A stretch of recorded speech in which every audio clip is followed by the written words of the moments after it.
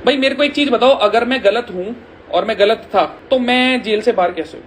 Hello guys, तो कल खबर आई थी कि रजत दलाल को अहमदाबाद पुलिस ने अरेस्ट कर लिया था क्योंकि उन्होंने एक लड़के को किडनैप किया था। उस लड़के के साथ में मारपीट की थी, उस लड़के से टॉयलेट साफ करवाया था और उस लड़के के ऊपर पेशाब कर दिया था। ऐसी खबरें चल रही थी। लेकिन दोस्तों, कल रात को ही इंस्टाग्राम पर रजत दलाल लाइव आए थे और वहां पर उन्होंने बताया कि जो भी मेरे ऊपर आरोप लगे हैं ये सारे आरोप सही नहीं है, मैंने ऐसा कुछ भी नहीं किया है। और उन्होंने बाकी क्या कहा है, चलिए मैं आप लोग उनकी लाइव स्ट्रीम वीडियो दिखाता हूँ। तो भाई कैसे हैं सब?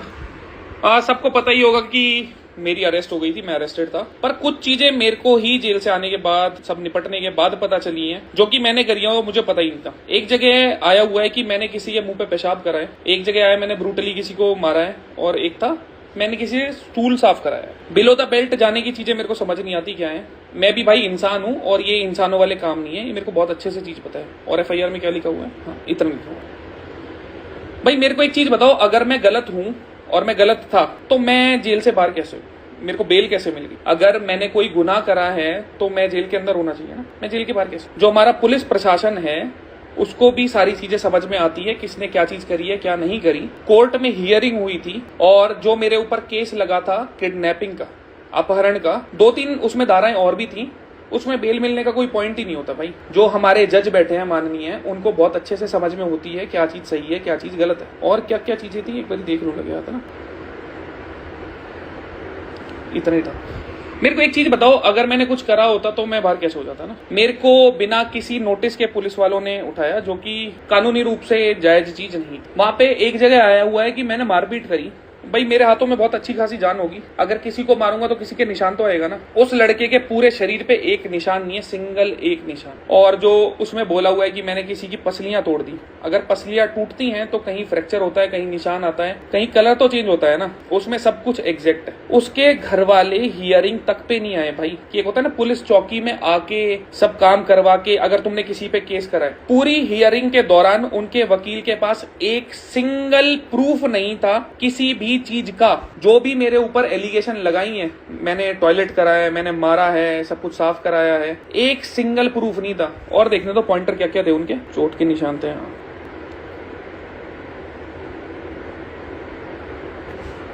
वो लड़का 1 महीने से मेरे बारे में उल्टा सीधा डाले जा रहा था और अपने आप को सिग्मा बनाया जा रहा था, दिखाया जा रहा था कि हाँ भाई मैं सिग्मा हूँ। अपनी बारी में अगर कुछ चीज हो गई तो उन्हें प्रॉब्लम हो गई और FIR कर भी दी, चलो सही है, बहुत अच्छी चीज है।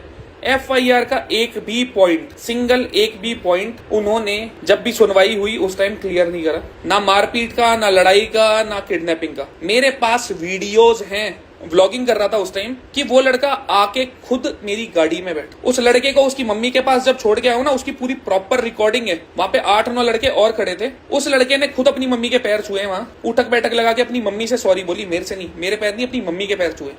मेरे पास एक एक चीज की रिकॉर्डिंग है, कहते हैं ना जिसको प्रॉपर रिकॉर्डिंग। मैंने अभी तक कहीं डाली नहीं है क्योंकि मेरे को पता है हियरिंग के टाइम पे मेरे पास एविडेंस है। उसके पास एक सिंगल भी एविडेंस नहीं है जिसके बेस पे वो ये बोल सके कि रजत दलाल ने कुछ करा है।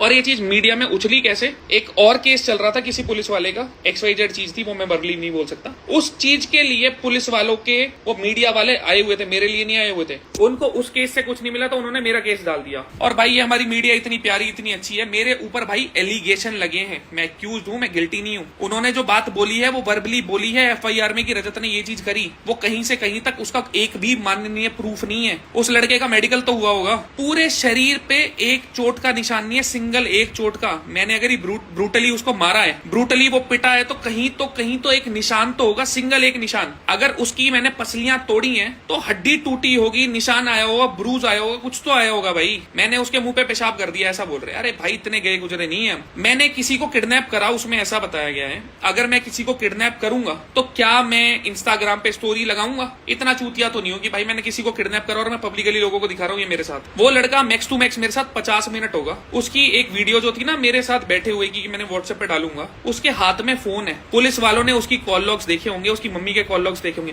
पूरे टाइम वो अपनी मम्मी के साथ कॉल पे था कि आ रहे हैं, कपड़े चेंज कर रहे हैं। तो मेरे भाई इन चीजों का ना तो कोई प्रूफ है और ना मैं गिल्टी प्रूव होने वाला, क्योंकि मैंने असल में ये चीजें नहीं करी हैं। जिनको भरोसा हो वो मान लेना, जिनको भरोसा हो ना मानना। अगर 1% भी मैं प्रूव होता हूं ना कि मैंने ये काम करे हैं, तो सोशल मीडिया की सारी चीजों से मैं खुद गायब हो जाऊं। जिसको भाई भरोसा हो बहुत अच्छी चीज है, ना हो तो मैं कुछ नहीं कर सकता। पास्ट में बहुत सारी चीजें करी होंगी, आगे आने वाले टाइम में भी बहुत सारी चीजें होंगी, पर इतने माड़े हम नहीं हैं कि किसी बच्चे को किडनैप करेंगे और उसके मुंह पे पेशाब करेंगे और उसको किडनैप करने के बाद इंस्टाग्राम स्टोरी भी डालूंगा कि देखो चलो मेरे साथ। वो लड़का मैक्स टू मैक्स 1 घंटे मेरे साथ, एक बार हियरिंग्स होने दो, सारी वीडियोस, एक वीडियो कि वो लड़का, उस लड़के ने खुद हमें अपनी लोकेशन भेजी। मैं जिम में गया कि जिम के ओनर को बोला कि भाई ये लड़का आपकी जिम से ये चीजें कर रहा है, आपकी बाउंड्रीज के अंदर हो रही है, एक बार ही बोला था। उन्होंने बोला पर्सनल डिटेल्स नहीं दे सकते। मैंने उस लड़के को फोन करा इंस्टाग्राम पे, मेरे पे नंबर नहीं था।